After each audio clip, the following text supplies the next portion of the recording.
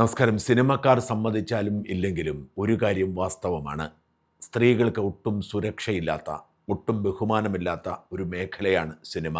സ്ത്രീകളെ ചരക്കുകളായി കരുതി ഉന്നത സ്വാധീനമുള്ളവർക്ക് നായകന്മാരാവാം, നിർമ്മാതാക്കളാവാം, സംവിധായകരാവാം, അവർക്കൊക്കെ ആവശ്യമുണ്ടെങ്കിൽ ഉപയോഗിക്കാനോ അശ്ലീല കമൻറ്റ് പറയാനോ ഒക്കെ കഴിയുന്ന തരത്തിൽ പരുവപ്പെടുത്തിയെടുത്തിരിക്കുന്ന ഒരു മേഖലയാണ് സിനിമ. ഇപ്പോൾ ഒരുപാട് മാറ്റങ്ങളുണ്ട്, തൻ്റെ ഇടമുള്ളവരുണ്ട്. എന്നാൽ സിനിമയിൽ അവസരങ്ങൾ വേണമെങ്കിൽ ഈ പുരുഷ മേധാവിത്വത്തിന് കീഴടങ്ങണം. അല്ലെങ്കിൽ ഒരു നയൻതാരയോ മഞ്ജു വാര്യരോ ഒക്കെ ആയി മാറാനുള്ള കപ്പാസിറ്റിയുള്ള നടിയായിരിക്കണം.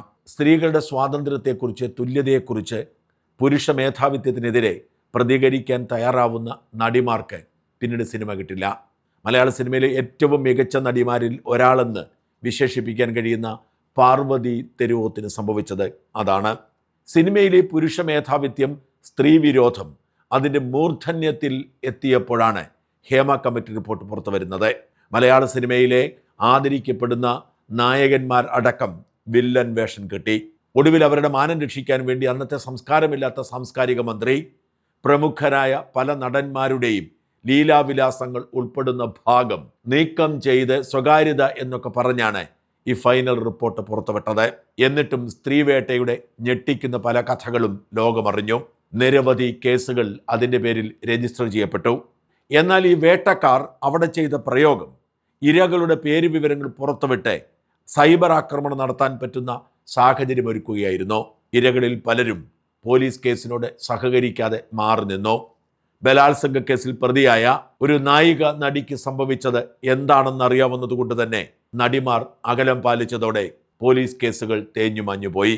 മാത്രമല്ല, അതുവരെ ആരും കേട്ടിട്ടില്ലാത്ത നടിമാരെന്ന് അവകാശപ്പെടുന്ന ചില സ്ത്രീ ജന്മങ്ങൾ ഹേമ കമ്മിറ്റി റിപ്പോർട്ടിൽ പോലും പറയാത്ത നാണം കെട്ട ചില നുണക്കഥകളുമായി രംഗത്തെത്തിയതോടെ സ്ത്രീകളോടുള്ള സഹതാപം നഷ്ടപ്പെടുകയാണ് പൂർണ്ണമായും.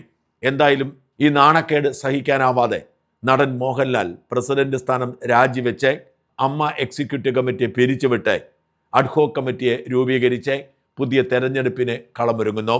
മമ്മൂട്ടിയും മോഹൻലാലും മാത്രമല്ല, അവർക്ക് ശേഷമുള്ള പ്രധാനപ്പെട്ട നടന്മാരൊക്കെ നേതൃസ്ഥാനത്തു നിന്നും മാറി നിന്നപ്പോൾ എങ്കിൽ പിന്നെ കുറി സ്ത്രീകൾ ഭരിക്കട്ടെ എന്ന നിലപാടുമായി ചില രംഗത്ത് വരുന്നു. ആ ഭരണസമിതിയിൽ അഴിമതി നടത്തി എന്ന ആരോപണം നേരിടുന്ന ബാബുരാജിനെ പോലുള്ളവർ അമ്മയുടെ പെൺമക്കൾ എന്ന പേരിൽ ചില നടിമാരെ കൂട്ടി ചില കുത്തിത്തിരിപ്പുകളൊക്കെ നടത്തിയെങ്കിലും 8 നിലയിൽ പൊട്ടിപ്പോവുകയും സ്ത്രീകൾക്ക് ഭരണം കിട്ടുകയും ചെയ്യുന്നു. ചരിത്രത്തിൽ ആദ്യമായി സ്ത്രീകൾ നേതൃത്വം കൊടുക്കുന്ന ഒരു ഭരണസമിതിക്ക് രൂപം കൊടുക്കുന്നു. നിർഭാഗ്യവശാൽ 1 വർഷം തികയ്ക്കുന്നതിന് മുൻപ് ഈ ഭരണസമിതിക്ക് രാജിവെക്കേണ്ടി വന്നു. ഈ രാജിയുടെ പിന്നിൽ വലിയ തൊഴുത്തിൽ കുത്തുണ്ട്.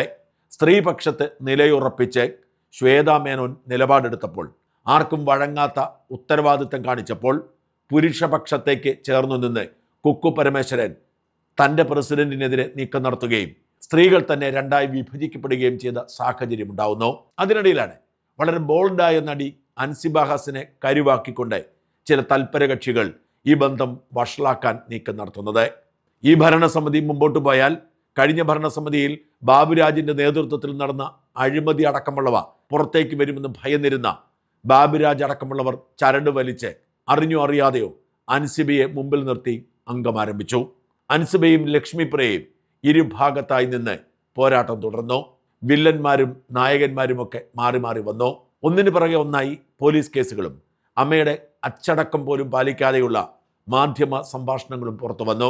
അങ്ങനെയാണ് ഇന്നലെ അമ്മയുടെ ജനറൽ ബോഡി വിളിക്കുന്നത്. ഈ ജനറൽ ബോഡിയിലെത്തിയ ബാബുരാജ് നേതൃത്വം കൊടുക്കുന്ന പുരുഷ മേധാവികളുടെ ഗ്രൂപ്പിനെ എങ്ങനെയും ശ്വേതാ മേനോനെ പുറത്തിറക്കണമെന്ന് വാശിയുണ്ടായിരുന്നു. എന്നാൽ മുതിർന്ന ചില നടന്മാർ അടക്കമുള്ളവർ ശ്വേതാ മേനോനെ പിന്തുണയ്ക്കുകയും രാജിവെച്ച് ഓടിപ്പോവരുതേ, ദൗത്യം പൂർത്തിയാക്കണം എന്ന് നിർദ്ദേശിക്കുകയും ചെയ്തു. അമ്മയുടെ സമ്മേളനം തുടങ്ങിയപ്പോൾ മുതൽ ഓടി നടന്ന് ബാബുരാജും കൂട്ടരും അംഗങ്ങളുടെ ഒപ്പുവാങ്ങി അവിശ്വാസ പ്രമേയം അവതരിപ്പിക്കാനുള്ള നീക്കമായിരുന്നു. എന്നിട്ട് വോട്ടിനിടുക, ഭൂരിപക്ഷം ആളുകൾക്കും അവിശ്വാസമാണെങ്കിൽ രാജിവയ്പ്പിക്കുക എന്ന തന്ത്രം. ഈ തന്ത്രം തിരിച്ചറിഞ്ഞ് അവിശ്വാസ പ്രമേയം അവതരിപ്പിക്കാൻ ശ്വേതാ മേനോൻ ആദ്യം മുതൽ തടസ്സം നിന്നു. അങ്ങനെ വാക്തർക്കങ്ങളോടെ മുമ്പോട്ട് പോവുകയാണ് അമ്മയുടെ യോഗം. മോഹൻലാൽ അടക്കം ഒട്ടുമിക്ക നടീനടന്മാരും യോഗത്തിൽ പങ്കെടുത്തിട്ടുണ്ട്. ഇതിനിടയിലാണ് ജനറൽ സെക്രട്ടറി കുക്കു പരമേശ്വരൻ വാർഷിക കണക്ക് അവതരിപ്പിക്കാൻ എഴുന്നേറ്റ് നിൽക്കുന്നത്. കുക്കു പരമേശ്വരൻ്റെ വാർഷിക കണക്ക് കണ്ട് പലരും ഞെട്ടിപ്പോയി. ഇടവേള ബാബു പറഞ്ഞതുപോലെ അമ്മയുടെ ബാങ്ക് അക്കൗണ്ടുകളൊക്കെ പരിശോധിച്ച് നോക്കിയാൽ മനസ്സിലാവുന്ന കണക്കുകൾ പോലും കുക്കു പരമേശ്വരൻ ഇതിൽ ഉൾപ്പെടുത്തിയിരുന്നില്ല.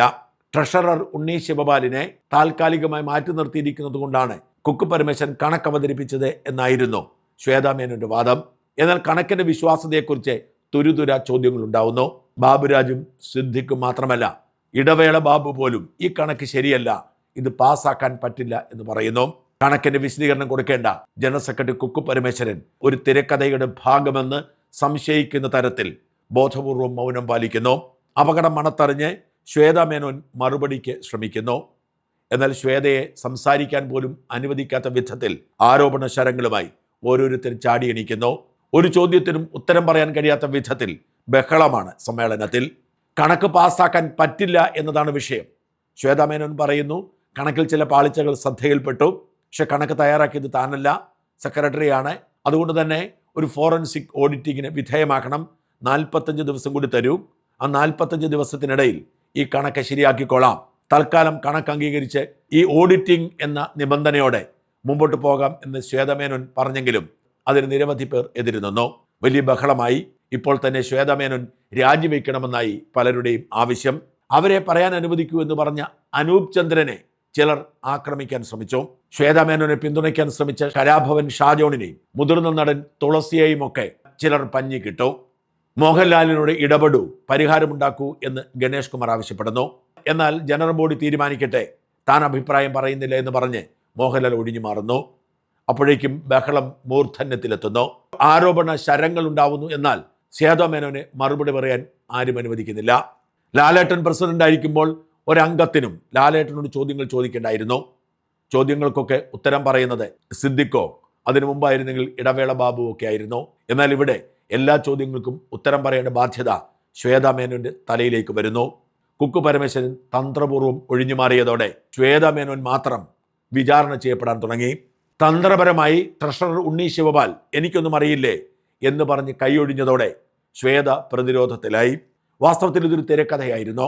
ശ്വേതാ മേനോന്റെ മേൽ സമ്മർദ്ദം ചെലുത്തി രാജിവെപ്പിച്ച് പറഞ്ഞുവിടാനുള്ള തിരക്കഥ.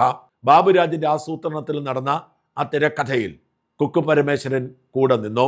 അനുസബയെ പോസ്റ്റർ ഗേളാക്കി. പ്രമുഖരായ പല പുരുഷ നടന്മാരും പിറകിൽ നിന്ന് ചരട് വലിച്ചു. കഴിഞ്ഞ ഭരണസമിതി കാലത്തെ അഴിമതി ആരോപണങ്ങളെക്കുറിച്ചുള്ള അന്വേഷണം ഒരിടത്തും എത്തിയിരുന്നില്ല. അന്വേഷണത്തോടെ ഭരണസമിതിയിൽപ്പെട്ടവർ സഹകരിക്കാതിരുന്നതായിരുന്നു കാരണം. അവർക്ക് എത്രയും വേഗം ഭരണസമിതിയെ പിരിച്ചുവിട്ട് അവർക്ക് സ്വാധീനമുള്ള ഭരണസമിതി വരണമെന്ന വാശി ശ്വേതാ മേനോന്റെ രാജിക്ക് വേണ്ടിയുള്ള മുറവിളിയിൽ കാണാമായിരുന്നു. എന്നിട്ടും ശ്വേതാ മേനോൻ വഴങ്ങുന്നില്ല എന്ന് കണ്ടതോടെ ആറ്റം ബോംബുമായി ബാബുരാജ് രംഗത്ത് വരുന്നു. ബാബുരാജ് നേരെ സ്റ്റേജിലേക്ക് കയറിയിട്ട് ഒരൊറ്റ വെടിപൊട്ടിക്കലാണ്. അമ്മയുടെ അംഗങ്ങളെ BJP സ്ഥാനാർത്ഥികളാക്കാൻ വേണ്ടി വിട്ടുകൊടുത്ത് ശ്വേതാ മേനോൻ കോടികൾ BJP നേതൃത്വത്തിൽ നിന്നും കൈപ്പറ്റിയെന്നായിരുന്നു ആരോപണം. അമിത്ഷായുമായിട്ട് ശ്വേതാ മേനോൻ നേരിട്ട് ഡീല് നടത്തി പണം കൈപ്പറ്റി പല അമ്മ അംഗങ്ങളെയും സ്ഥാനാർത്ഥികളാക്കാൻ ശ്രമിച്ചു എന്ന ഗുരുതരമായ ആരോപണം ബാബുരാജ് ഉയർത്തുന്നു. ഇവിടെ പിടിച്ചു നിൽക്കാൻ ശ്വേതാ മേനോന് കഴിഞ്ഞില്ല. പൊട്ടിത്തെറിച്ചുകൊണ്ട് ശ്വേതാ മേനോൻ അമ്മയുടെ പ്രസിഡന്റ് സ്ഥാനം മാത്രമല്ല അമ്മയുടെ പ്രാഥമിക അംഗത്വവും രാജിവെക്കുന്നു എന്ന് പ്രഖ്യാപിച്ചു. അതായത് യുദ്ധം തുടങ്ങിയവർ ആഗ്രഹിച്ച തരത്തിൽ ശത്രുവിനെ വീഴ്ത്താൻ കഴിയാതെ വന്ന സാഹചര്യത്തിൽ തോൽവി ഭയത്താൽ അണുബോംബിട്ട സാഹചര്യമായിരുന്നു അമ്മയുടെ എക്സിക്യൂട്ടീവ് യോഗത്തിൽ സംഭവിച്ചത്. ഇതോടുകൂടി ബാബുരാജിനും സംഘത്തിനും ആശ്വാസമായി. പിന്നീട് രമേശ് വിശാരടിയുടെ നേതൃത്വത്തിൽ ഒരു അഡ്ഹോ കമ്മിറ്റിയെ തെരഞ്ഞെടുത്തതായി നടൻ ജഗദീഷ് പ്രഖ്യാപിക്കുകയാണ് മാധ്യമങ്ങളോട്. ചുരുക്കി പറഞ്ഞാൽ ഹേമ കമ്മിറ്റി റിപ്പോർട്ടിലൂടെ മുഖം നഷ്ടപ്പെട്ട പുരുഷ കേസരികൾ വീണ്ടും അമ്മയിലേക്ക് തിരിച്ചു വരുന്നു. അതിനവർ കണ്ടെത്തിയ എളുപ്പവഴി ശ്വേതാ മേനോൻ അമ്മയെ BJPയിലേക്ക് കൊണ്ടുപോകാൻ ശ്രമിച്ചു എന്നാണ്. സുരേഷ് ഗോപിയുടെ പേര് ആരും എടുത്തു പറയുന്നില്ലെങ്കിലും സുരേഷ് ഗോപി കേന്ദ്രമന്ത്രി ആയത് തന്നെയാണ് ഈ ആരോപണത്തിന്റെ മൂലബിന്ദു. 7 മണിക്കൂർ തുടർച്ചയായി പ്രതിരോധ കോട്ട തീർത്ത് യുദ്ധം തോറ്റു പിന്മാറിയ ശ്വേതാ മേനോൻ പറഞ്ഞത് തന്റെ ആത്മാഭിമാനം പണയപ്പെടുത്തി താനൊരു പദവിയിലും ഇരിക്കില്ല എന്നാണ്. എനിക്കൊരു വ്യക്തിത്വമുണ്ട്. എനിക്ക് പറയാനുള്ള കാര്യം ഞാൻ തുറന്നു പറയും. യെസ്, പാവകളായില്ലെങ്കിൽ ആ സ്ഥാപന ഓടിക്കാൻ പറ്റില്ല. പാവ ആവാൻ ഞാൻ റെഡിയല്ല. പക്ഷെ ഛേദയുമായി അടുത്ത വൃത്തങ്ങൾ പറയുന്നത് അമ്മയുടെ പ്രാഥമികാംഗത്വം രാജിവെച്ചാലും പോരാട്ടം തുടരുമെന്ന് തന്നെയാണ്. ഇതുവരെ BJP ബാന്ധവം ഒന്നുമില്ലെങ്കിലും ഇനിയിപ്പോൾ BJPക്കാരി ആയാണെങ്കിലും ഇവരോടൊക്കെ മറുപടി പറഞ്ഞേ മടങ്ങൂ എന്ന് ശ്വേതാ മേനോൻ അടുത്ത സുഹൃത്തുക്കളോട് പറഞ്ഞതായി അവർ മറുനാടിനോട് വ്യക്തമാക്കിയിട്ടുണ്ട്. എന്തായാലും അമ്മയിൽ വീണ്ടും പഴയ പുരുഷാധിപത്യം തിരിച്ചു വരുന്നു. സിനിമയെ ഇഷ്ടപ്പെടുന്ന പ്രേക്ഷകർ വിഡ്ഢികളായി വീട്ടിലിരിക്കുന്നു.